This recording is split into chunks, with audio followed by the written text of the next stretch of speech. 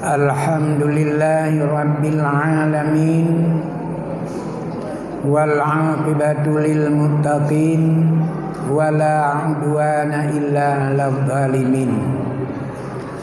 Asyhadu an la ilaha illallah wahdahu la syarika lahul haqqul mubin wa asyhadu anna Muhammadan abduhu wa rasuluhu sayyidul wa'dul amin.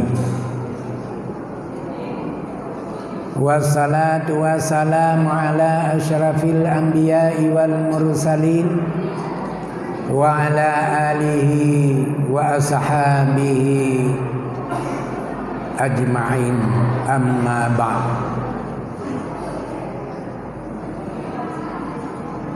Puji serta syukur mari sama-sama kita panjatkan kehadiran Allah Subhanahu wa taala,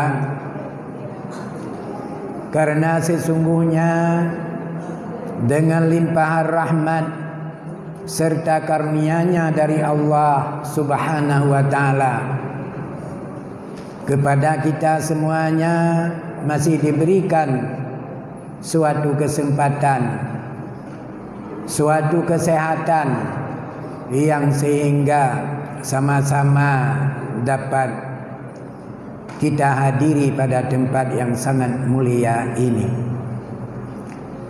Kemudian tidak lupa pula kita semuanya untuk menyampaikan selawat beriring salam kepada junjungan alam baginda Rasulullah sallallahu alaihi wasallam, kepada al-sahabat beliau sekalian.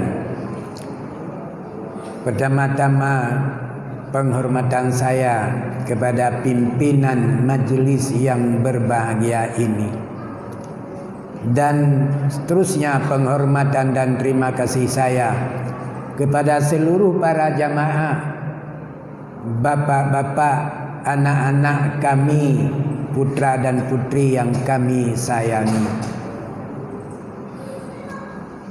Alhamdulillah, pada kesempatan yang sangat mulia ini akan kita lanjutkan tausiah kita pada malam hari yang berbahagia ini adalah iman terhadap Al-Quran.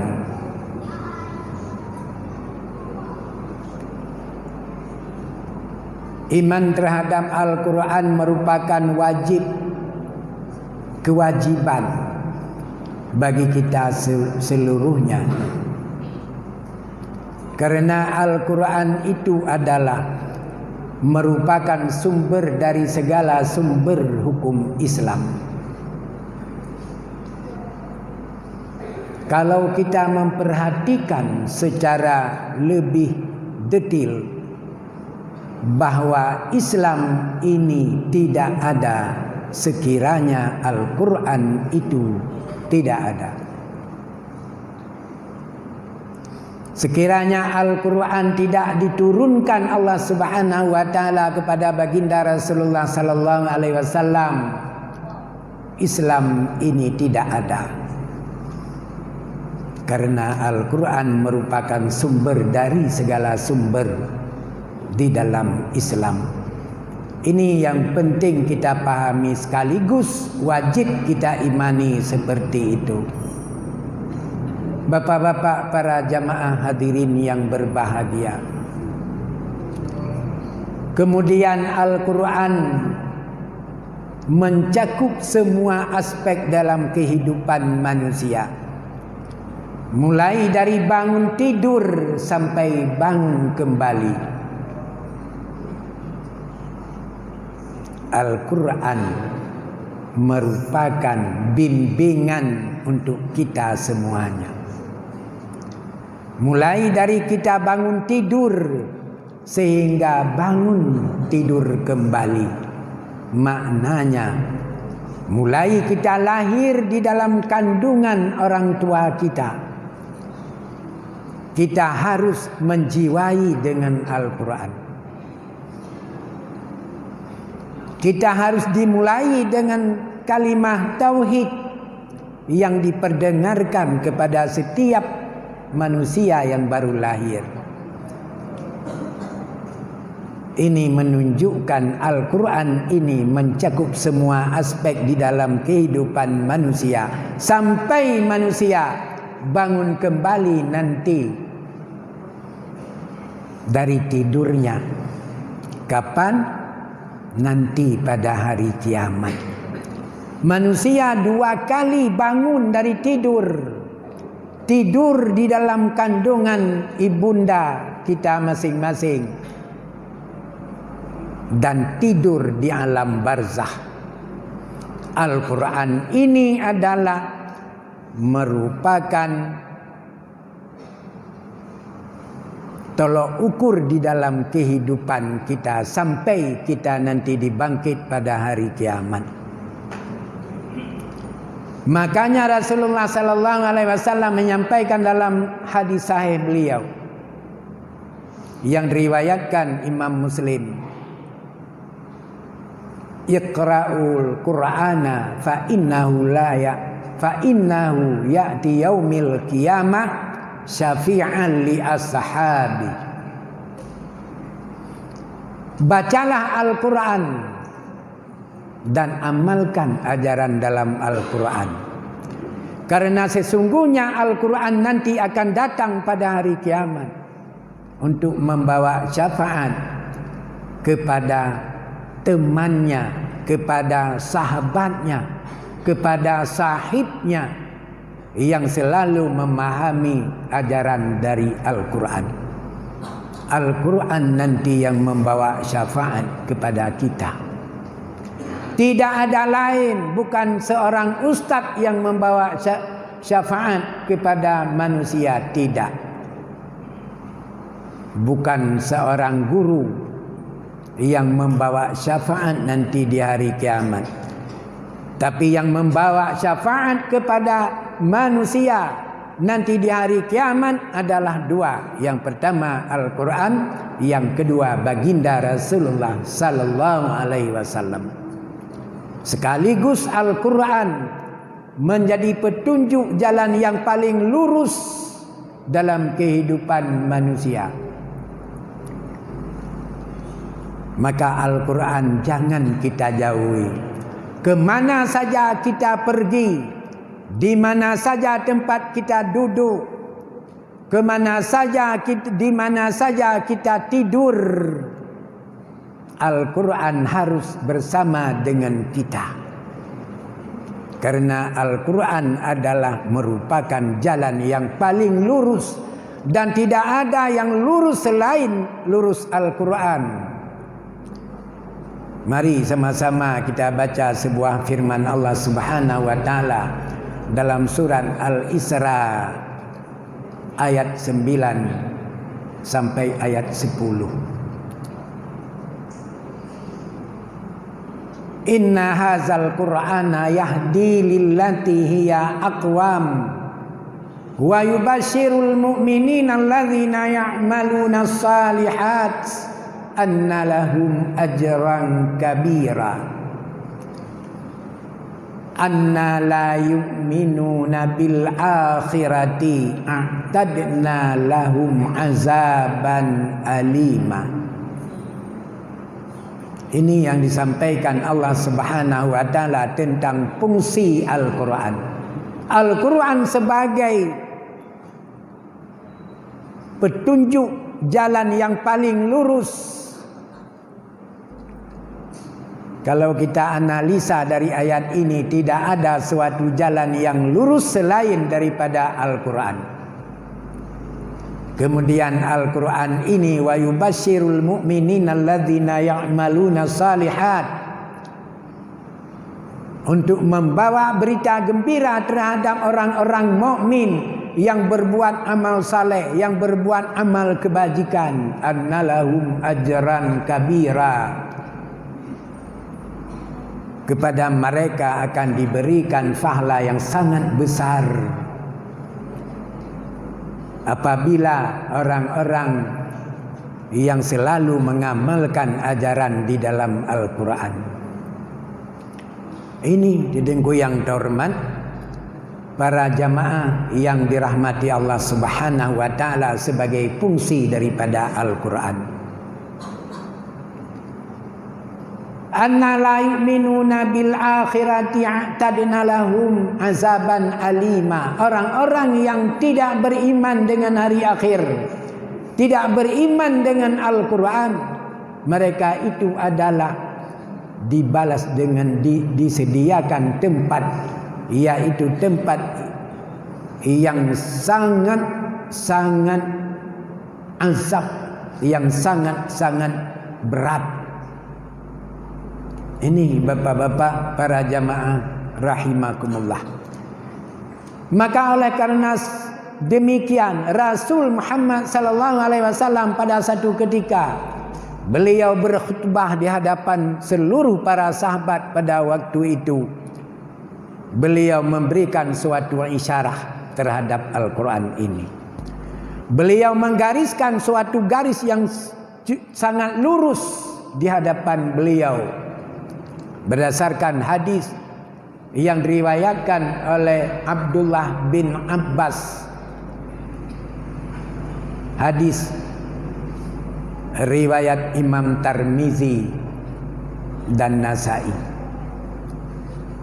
Apa kata yang diriwayatkan oleh Abdullah bin Abbas? Khatta lana Rasulullah sallallahu alaihi wasallam khatta biyadihi summa qala inna haza sabilullahi mustaqimah. Rasul Muhammad sallallahu alaihi wasallam memberikan suatu isyarat, menggaris suatu garis yang cukup lempang dan lurus di depannya. Lalu beliau bersabda. Apa sabda beliau? Inna haza sirati mustaqimah. Sesungguhnya ini adalah jalan Allah yang paling lurus. Beliau mengisyarahkan, yaitu Al-Quran. Al-Quran ini merupakan jalan yang paling lurus, yaitu jalan Allah subhanahu wa ta'ala. Khatta lana khatta khututan an yaminihi wa an shimali. Qala hadhihi sabilun mutafarraqah. Kata Rasulullah sallallahu alaihi wasallam. Lalu kemudian beliau menggariskan sebelah kanannya beberapa garis dan sebelah kirinya beberapa garis. Kemudian beliau bersabda, sesungguhnya jalan ini semuanya adalah akan terpecah belah kamu semuanya. Akan tercerai-berai kamu bila kamu mengambil jalan ini, kata Rasulullah. Jalan yang paling benar adalah satu, tidak ada dua. Tidak ada dua garis yang benar dalam Islam. Hanya satu, Al-Quran. Al-Quran. Ingat, pertama-tama kepada anak-anak kami, rajinkanlah belajar Al-Quran. Karena Al-Quran nanti yang membela anda di hari kiamat. Tidak ada yang lain. Tidak ada sesuatu perkara yang lain yang mampu membela manusia nanti di hari kiamat, terkecuali adalah Al-Quran. Maka Rasulullah sallallahu alaihi wasallam memberikan isyarat. Setelah beliau menggaris suatu garis yang sangat lurus, maka beliau mengatakan inilah jalan Allah yang paling lurus, yaitu Al-Quran. Kemudian beliau menggariskan beberapa garis sebelah kanan dan sebelah kirinya. Kemudian beliau bersabda, semua garis-garis ini adalah akan tercerai-berai kamu nanti dengan sebab kamu ikuti jalan-jalan ini. Bapak para jamaah rahimakumullah. 18,5 abad yang lalu Al-Quran diturunkan Allah subhanahu wa ta'ala, memberikan gambaran apa yang terjadi pada hari ini. Banyak orang yang mengikuti tarikat ini, tarikat itu, tarikat Nasabaniyah, Satariyah, Asy'ariyah, bermacam-macam. Inilah jalan-jalan ini yang Rasulullah sallallahu alaihi wasallam memberikan isyarat, dengan sebab kalian mengikuti jalan-jalan ini, nanti kalian akan tercerai-berai dengan antara satu dengan yang lain. laisa sabilun illa fihi syaitanu yad'u ilaihi. Tidak ada suatu jalan yang lurus, yang benar, karena semua jalan-jalan itu ada syaitan menunggu kalian. Nanti kalian akan diajak oleh syaitan dari jalan-jalan yang lain. Ini pesan Rasulullah sallallahu alaihi wasallam. Sehingga di akhir hadis ini beliau membaca sebuah firman Allah Subhanahu wa taala yang ada di dalam surat Al-An'am ayat 153. Yang mana Allah Subhanahu wa taala berfirman, "Anna haza sirati mustaqima." Sesungguhnya ini adalah jalanku yang paling lurus, kata Allah Subhanahu wa taala. Yang Rasul Muhammad sallallahu alaihi wasallam membaca ayat ini di akhir hadis yang diriwayatkan oleh Abdullah bin Abbas. Apa kata Allah Subhanahu wa taala? "Anna haza sirati mustaqima fattabi'uhu." Sesungguhnya ini adalah jalanku yang paling lurus, kata Allah Subhanahu wa taala. Maka ikutilah kamu semuanya pada jalan ini. Kata Allah Subhanahu wa taala, wala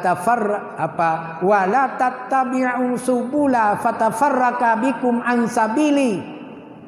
Dan jangan kamu ikut jalan-jalan yang lain, jalan-jalan yang banyak di dalam Islam. Karena dalam Islam tidak ada jalan yang banyak, tidak ada jalan yang lain terkecuali Al-Quran di lingkup yang terhormat. Betul?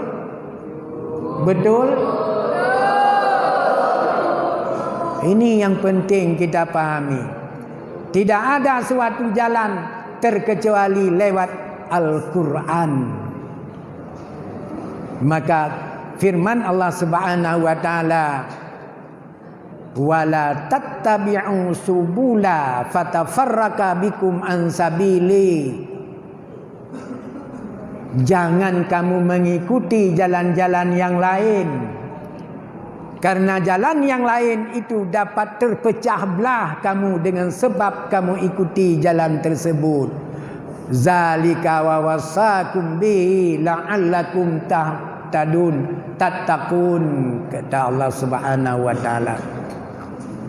Demikianlah kami pesankan kepada kamu semuanya. Ini pesan Allah Subhanahu wa taala. Amanah Allah Subhanahu wa taala kepada kita semuanya. Jangan kamu ikuti jalan-jalan yang lain. Karena jalan-jalan yang lain selain daripada Al-Quran, kamu akan tercerai-berai di dalam agama kamu sendiri. Demikianlah pesan Allah Subhanahu wa taala kepada kita semuanya. Mudah-mudahan kita menjadi orang-orang yang takwa. Ini bapak-bapak, para anak-anak kami yang kami cintai, sebagai amanah singkat pada malam hari yang berbahagia ini. Kemudian agar supaya Islam ini, Rasul Muhammad sallallahu alaihi wasallam memberikan perumpamaan-perumpamaan di dalam hadis Anwas bin Sam'an, riwayat Ahmad, Tirmizi dan Nasa'i. Rasulullah sallallahu alaihi wasallam bersabda, "Daraballahu masalan siratan mustaqima wa ala jambati sirati fima abwabun mufattaha." Kata Rasulullah sallallahu alaihi wasallam, Allah memberikan contoh perumpamaan. Islam ini adalah seperti jalan yang paling lurus, dan di atas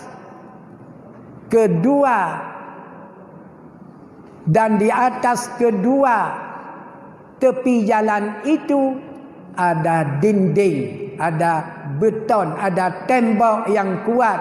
Pada setiap tembok itu ada pintu yang terbuka. Apa itu yang dimaksudkan? Yang dimaksudkan baginda Rasulullah sallallahu alaihi wasallam, Islam ini seperti jalan yang lurus lempang, tidak berbelok-belok kiri dan kanan. Islam mudah. Islam tidak sulit. Ini yang penting kita pahami. Kemudian di kedua sisi jalan itu ada dinding. Pada setiap dinding ada pintu yang terbuka. Artinya hukum-hukum Allah itu tetap terbatas, tetap terbuka secara terang benderang, secara terperinci. Hukum Allah tidak terselubung sedikit pun. Hukum Allah Subhanahu wa taala kalau kita pahami di dalam Al-Quran, mengapa manusia enggan mengambil Al-Quran sebagai jalan, sebagai petunjuk. Ini bapak-bapak para jamaah rahimakumullah. Wal abwabu suturun murkhah. Pada setiap pintu yang terbuka tadi ada tabir yang tertutup. Ini perumpamaannya. Rasul Muhammad sallallahu alaihi wasallam memberi suatu gambaran secara lengkap terhadap Islam ini. Pada setiap pintu yang terbuka tadi ada tabir yang tertutup. Muharimullah, sesuatu yang diharamkan oleh Allah Subhanahu wa taala, ada tanda stop. Tanda larangan. Tabir yang tertutup pada pintu tadi suatu tanda larangan. Apabila kita langgar larangan-larangan itu akan bahaya. Sama dengan kita langgar tanda larangan di jalan raya. Di jalan ada tanda larangan. Apa itu? Lampu merah. Itu tanda apa? Lampu merah tanda apa? Tanda stop. Tanda stop. Bila kita lewat bahaya. Ingat. Bila kita lewat bahaya. Beginilah Islam. Ada tanda larangan. Bila kita lewat bahaya. Ini. Maka kita lihat fungsi daripada Al-Quran. Wal abwabu sirati da'in yaqulu ya ayyuhan nas udkhulu sirata jami'a wa la ta'ajju, kata Rasulullah sallallahu alaihi wasallam. Pada setiap muka jalan ada yang menyeru, ada suara yang menyeru. Da'i yaqulu ya ayyuhan nas udkhulu sirata jami'a. Wahai manusia, masuklah di atas jalan ini kalian semuanya, wala ta'ajju, dan jangan kamu berbelok-belok. Ini tanda seruan. Siapa yang menyeru? Siapa yang menyeru? Yaitu kitabullah. Kita selalu dibimbing oleh Al-Quran. Kemana saja kita pergi, kemana saja kita jalan. Kita mau ke sawah, bawa Al-Quran. Mau ke pasar, bawa Al-Quran. Mau dagang, bawa Al-Quran. Mau tani, bawa Al-Quran. Al-Quran tidak boleh kita jauhi, karena Al-Quranlah yang selalu memperingatkan kita. Jangan seperti orang tani, urang jauh belang dengku meyohana me Al-Quran nyan atium si belah tak aju. Wate tapi belah go. Betul? Betul? Pakon. Sebab hana Al-Quran saja tu. Menyotajak dagang jak mukat. Menyohana tabak Al-Quran kadang-kadang tatimang barang di dengku yang terhormat 8 on di mata tu sikilo. Betul? Betul? Ini kenapa? Karena tidak kita sertakan dengan Al-Quran. Maka tidak ada orang yang mampu memperingatkan kita dalam kehidupan ini terkecuali adalah Al-Quran. Ini dilenggu yang terhormat. Wada'i yad'u min fawqi sirati idza aradal insanu ayyuftiha syai'an min tilka sirati qala waihaka la tuftihu fa innaka in fatahtahu talijhu, kata Rasulullah sallallahu alaihi wasallam. Kemudian di atas permukaan jalan itu ada suara yang memperingatkan kita. Apabila seseorang hendak membuka tabir yang tertutup tadi. Apabila ada seseorang yang hendak membuka tabir yang tertutup tadi.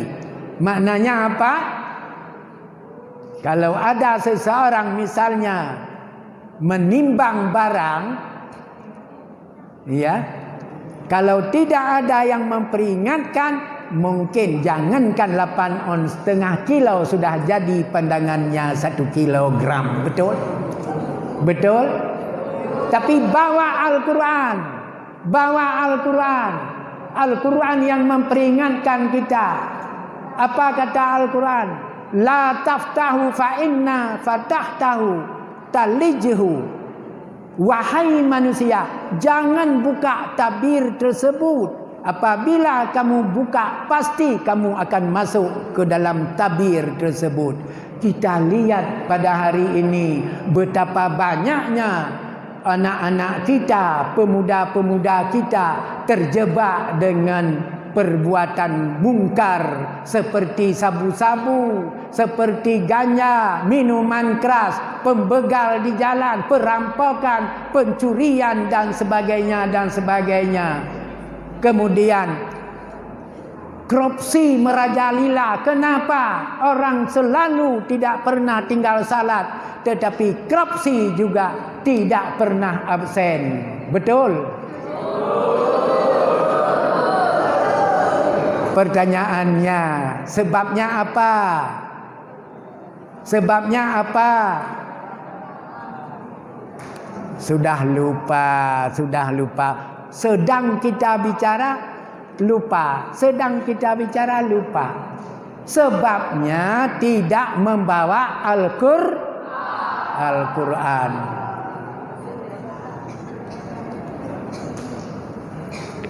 Ini yang perlu kita kaji ulang.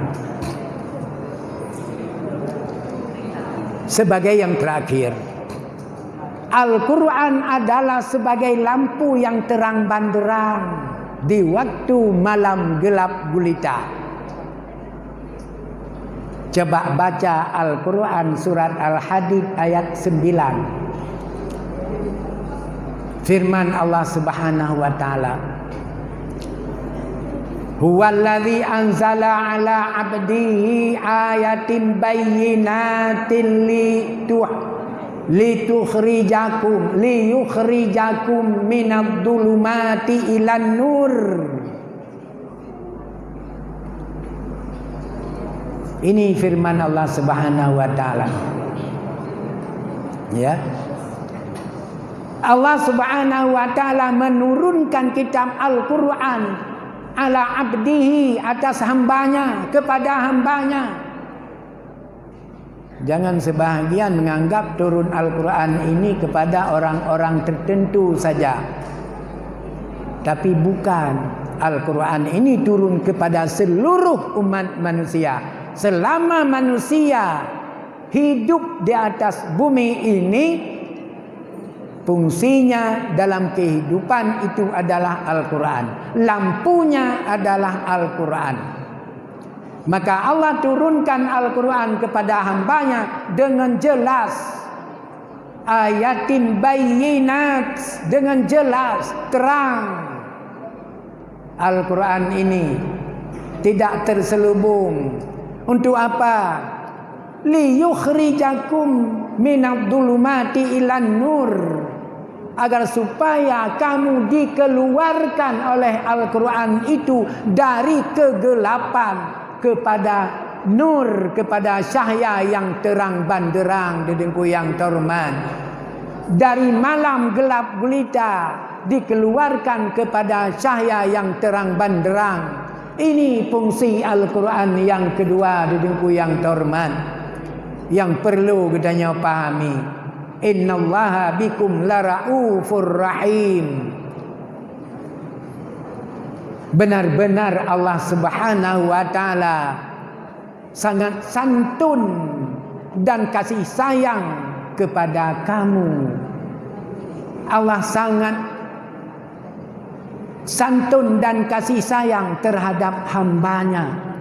Maka Allah Subhanahu wa taala mengeluarkan hamba-hambanya dari kegelapan gelap gulita kepada cahaya yang terang benderang, yaitu dengan turunnya Al-Quran.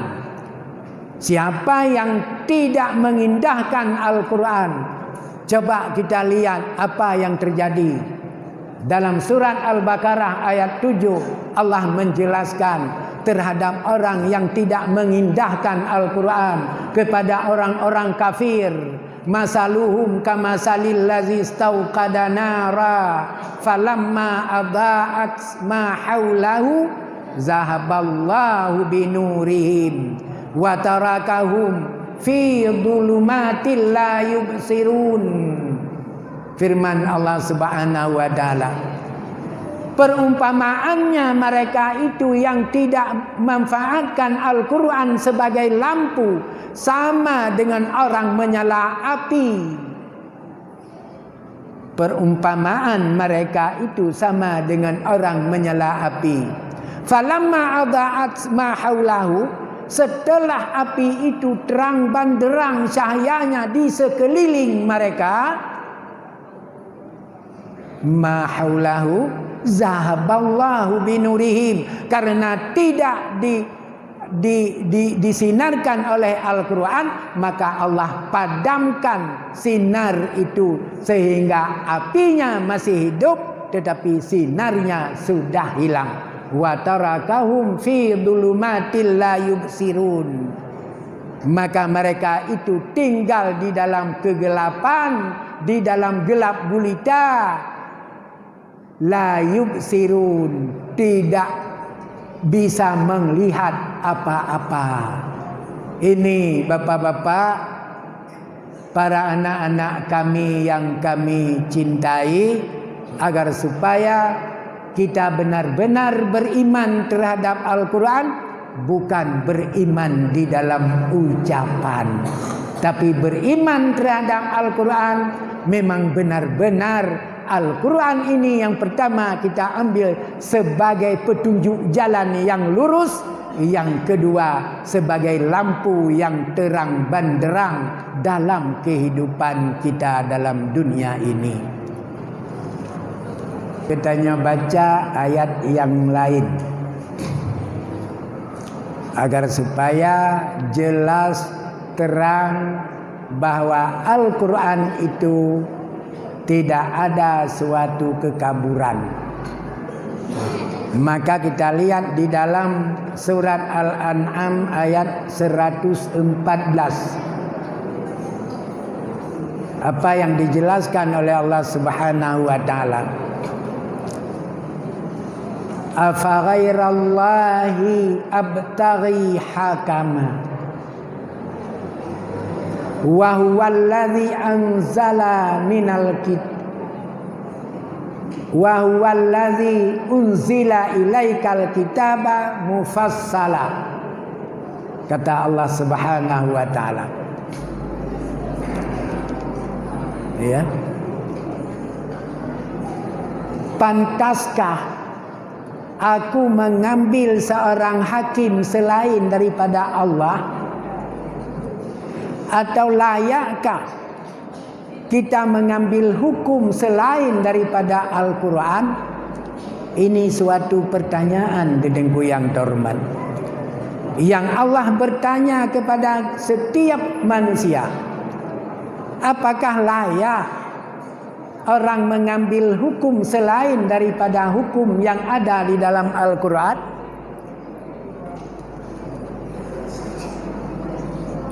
Sedangkan Allah Subhanahu wa ta'ala yang menurunkan kitab Al-Quran kepada kamu mufassalah, sudah jelas, sudah terperinci hukumnya di dalam Al-Quran. Sudah jelas, mufassalah, kata Allah Subhanahu wa ta'ala.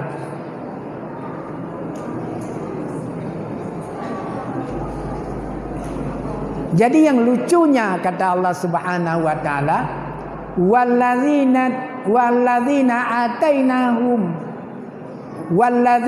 atainahumul kitaba ya'lamuna annahu munazzalun mir rabbika bil haqq, kata Allah Subhanahu wa ta'ala. Padahal orang-orang yang telah kami berikan kitab terdahulu, orang-orang terdahulu yang telah Allah berikan kitab, seperti orang Bani Israel, orang-orang Nasrani yang telah memperoleh kitab, mereka itu mengetahui bahwa Al-Quran diturunkan Allah Subhanahu wa ta'ala kepada kita dengan membawa kebenaran. Tetapi alangkah banyaknya orang-orang yang diberikan kitab Al-Quran, orang tidak memahami tentang Al-Quran. Ini yang sangat disesalkan, bapak-bapak para jamaah rahimakumullah. Ini yang sangat disesalkan. Padahal Allah Subhanahu wa ta'ala menjelaskan Al-Quran ini, wala takunanna minal mumtarin, dan kalian tidak boleh ragu-ragu sedikit pun terhadap Al-Quran ini. Mengapa Al-Quran ini banyak orang yang ragu terhadap kebenaran Al-Quran? Banyak sekali orang-orang yang menganggap Al-Quran tidak, bila kita ikuti Al-Quran semata-mata, berarti sama dengan kita mengikuti kitab yang tidak punya ikatan. Tidak punya ikatan, tidak ada alat untuk mengikat manusia dengan Al-Quran. Ini anggapan dedengku yang terhormat. Padahal Al-Quran jelas-jelas, yang pertama sebagai petunjuk jalan yang paling lurus, yang kedua Allah jelaskan bahwa Al-Quran adalah sebagai lampu yang terang benderang di dalam kehidupan manusia. Tapi manusia masih ragu-ragu terhadap Al-Quran.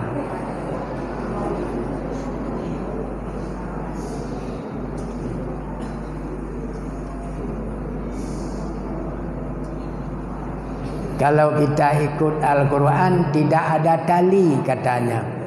Kalau kita ikut kitab lain, kitab kuning, itu ada talinya, ada suatu ikatan yang sehingga kita nanti di hari kiamat tidak tercerai-berai. Ini anggapan, padahal dalilnya tidak kita temukan di dalam Al-Quran, baik pun di dalam sunnah Rasulullah sallallahu alaihi wasallam. Tapi perlu kita ingatkan, anggapan seperti ini Allah akan mengancam mereka itu nanti. Coba kita baca sebuah firman Allah Subhanahu wa ta'ala dalam surat At-Taubah ayat 65 dan 66. Qul abillahi wa ayatihi wa rasulihi kuntum tastahzi'un qad kafartum ba'da imanikum. La ta'taziru qad kafartum ba'da imanikum, kata Allah Subhanahu wa taala. Ini yang sangat bahaya. Bapak-bapak, para jamaah, anak-anak kami, Allah memperingatkan setiap manusia. Katakan olehmu, hai Muhammad, apakah dengan Allah, dengan ayat-ayatnya, ayat Allah yaitu Al-Quran, dengan Rasulnya, Rasul Allah yaitu Muhammad sallallahu alaihi wasallam, kamu mengolok-ngolokkan? Ini ingat, kata-kata yang kita keluarkan di dalam mulut ini harus kita mempertanggungjawabkan di hadapan Allah Subhanahu wa taala. Jangan. Kenapa? La ta'taziru qad kafartum ba'da imanikum. Kalau sudah kamu menganggap bahwa Al-Quran itu tidak sempurna, tidak ada tali dan sebagainya, maka itu tak perlu lagi kalian minta maaf setelah kamu kafir, setelah kamu beriman. Ini ingat, hidungku yang terhormat. Maka Al-Quran dengan bentuk apapun tidak boleh kita lecehkan, tidak boleh kita remehkan terhadap Al-Quran. Dengan bahasa apapun, dengan cara apapun, baik pun dengan perbuatan, bahkan dengan perkataan, nanti kita akan diminta pertanggungjawaban di hadapan Allah Subhanahu wa taala. Demikianlah yang dapat kami jelaskan tentang kajian kita pada malam hari yang berbahagia ini. Mungkin pertemuan di bulan yang akan datang akan kita lihat nama-nama Al-Quran semuanya terbagi kepada 9 nama. Nama Al-Quran yang 9 ini, ke-9-nya ada hikmah dan ada fungsinya masing-masing. Mudah-mudahan akan kita lanjutkan di bulan depan. Amin ya rabbal alamin. Terima kasih atas segala perhatian. Mohon maaf atas segala kekurangan. Hadanallah wa iyyakum ajma'in. Subhanakallahumma wa bihamdika asyhadu an la ilaha illa anta astaghfiruka wa atubu ilaik. Assalamualaikum warahmatullahi wabarakatuh.